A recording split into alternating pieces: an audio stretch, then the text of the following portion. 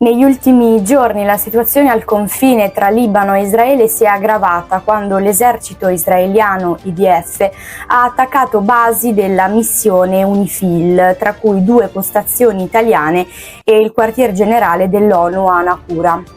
L'azione ha causato il ferimento di 2 caschi blu indonesiani, portando a una dura reazione del governo italiano. La premier Giorgia Meloni ha definito l'attacco inammissibile, mentre il ministro della difesa Guido Crosetto ha accusato Israele di aver commesso un crimine di guerra, criticando l'intenzione dell'IDF di costringere UNIFIL a ritirarsi dalla zona. Israele aveva ripetutamente chiesto alla missione di pace di spostarsi di almeno 5 chilometri a nord per facilitare le sue operazioni contro Hezbollah, il movimento sciita libanese, ma UNIFIL ha respinto la richiesta. Nonostante le rassicurazioni di Israele, l'attacco alle basi ha provocato un'escalation diplomatica con l'Italia, che ha convocato l'ambasciatore israeliano per esprimere il proprio sdegno. Anche l'Unione Europea, la Francia e la Spagna, che partecipano alla missione, hanno condannato l'azione. Sul fronte militare gli scontri tra Israele e Hezbollah continuano, con vittime sia nel sud del Libano che a Beirut, dove nuovi raid israeliani hanno colpito obiettivi strategici. Il bilancio delle vittime dall'inizio del conflitto supera le 2000 persone, mentre i combattimenti proseguono senza una soluzione diplomatica all'orizzonte. Nel 2023 in Italia sono stati registrati 6.952 reati a danno di minori, con una media di 19 crimini al giorno. Questo dato evidenzia un aumento preoccupante rispetto all'anno precedente, più 95 casi, e una crescita significativa del 35% negli ultimi 10 anni. Tra i reati più diffusi spiccano i maltrattamenti in famiglia, con 2.843 casi in aumento del 6% rispetto al 2022 e più che raddoppiati dal 2013. Questi dati sono stati presentati dalla Fondazione Terre des Hommes alla Camera dei Deputati in occasione del dossier Indifesa 2024, che mette in luce la condizione delle bambine e delle ragazze nel mondo. Uno degli aspetti più allarmanti del rapporto è che le vittime sono prevalentemente femminili. Le bambine e le ragazze rappresentano il 61% dei minori coinvolti nei reati.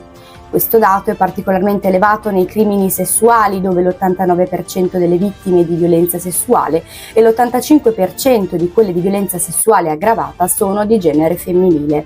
Anche in casi di atti sessuali con minori e detenzione di materiale pornografico, le vittime femminili rappresentano rispettivamente il 79% e il 78%. La prostituzione minorile e la pornografia coinvolgono anch'esse prevalentemente bambine e ragazze al 64%. Sul fronte della salute mentale, il dossier evidenzia come la pandemia abbia avuto un impatto significativo sul benessere psicologico dei giovani, in particolare delle ragazze.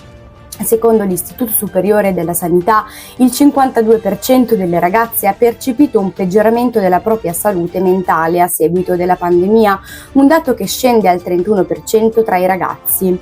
Il disagio cresce con l'età, con il 66% delle 17enni che riferisce di soffrirne, rispetto al 41% dei coetanei maschi. Questa tendenza è confermata anche a livello globale dall'OMS, che rileva un aumento della solitudine e dei disturbi mentali tra le adolescenti.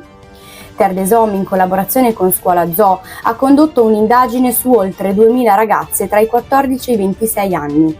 Il 90% delle partecipanti ha segnalato forti preoccupazioni per la propria salute mentale, con il 76% che ha indicato difficoltà nell'accettazione del proprio corpo come principale causa di disagio. Altri fattori includono le relazioni difficili con i genitori o la famiglia, 73%, le prestazioni scolastiche, 66%, preoccupazioni per il futuro, depressione e solitudine. Le ragazze chiedono interventi concreti, con il 75% che vorrebbe un maggiore impegno delle scuole sulla salute mentale e il 66,5% che auspica la presenza di uno psicologo gratuito al di fuori dell'ambito scolastico. Da oltre 13 anni Terre des Hommes si impegna nella campagna Indifesa per sensibilizzare l'opinione pubblica e le istituzioni sulla protezione dei diritti di bambine e ragazze, intervenendo su temi come l'educazione inclusiva, la prevenzione di matrimoni precoci e la protezione da abusi e sfruttamento.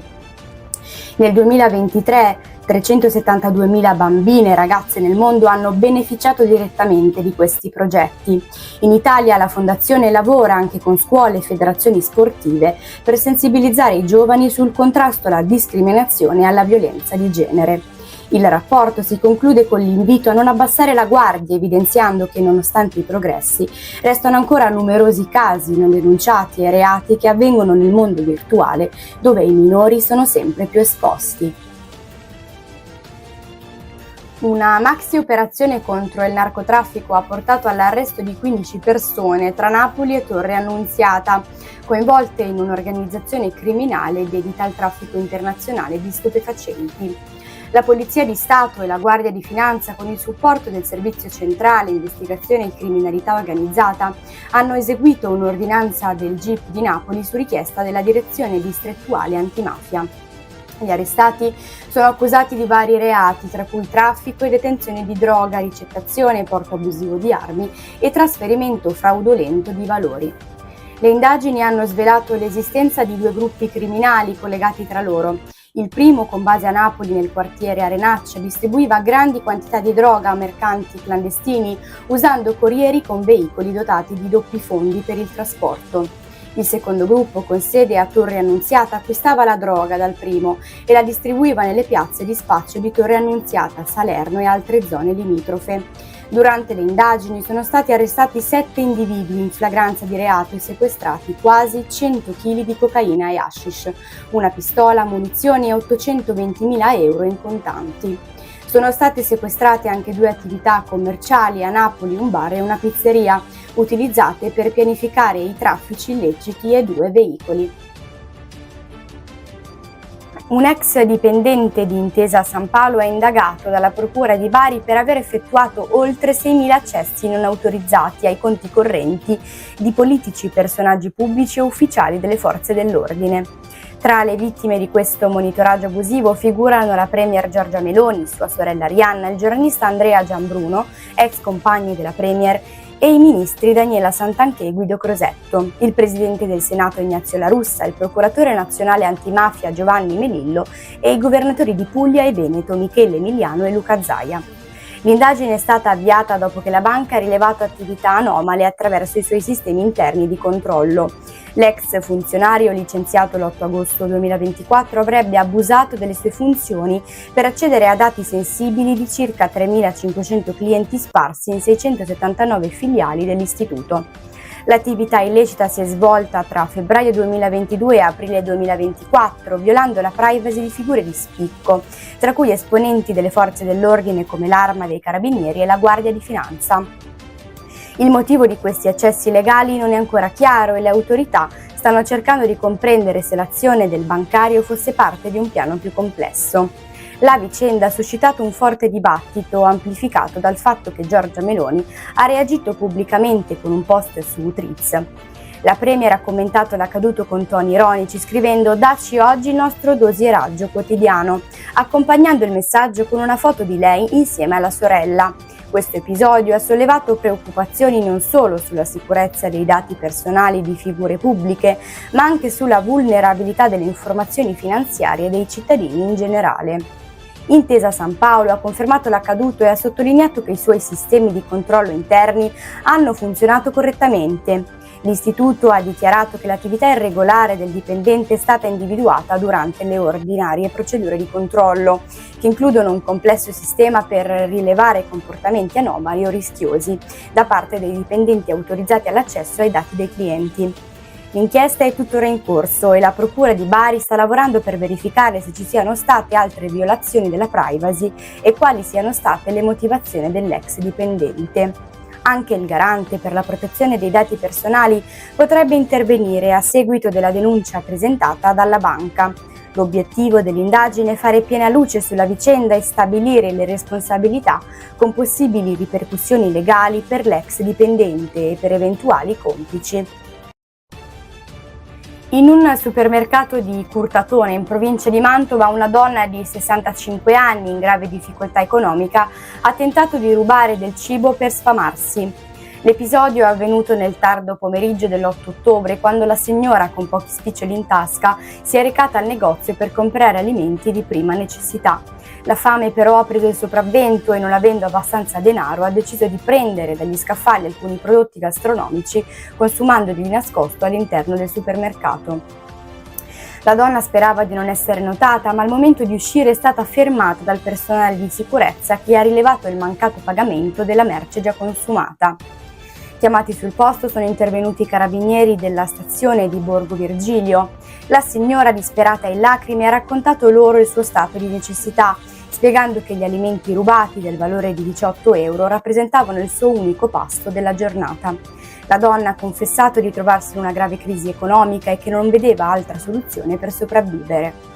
I due giovani carabinieri, dopo aver ascoltato attentamente il suo racconto e aver verificato la veridicità delle sue dichiarazioni, hanno deciso di non procedere con la denuncia.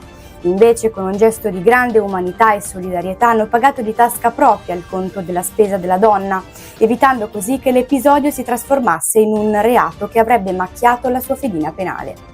Il personale di vigilanza, che inizialmente aveva segnalato l'episodio, ha accolto con incredulità e approvazione la decisione dei militari.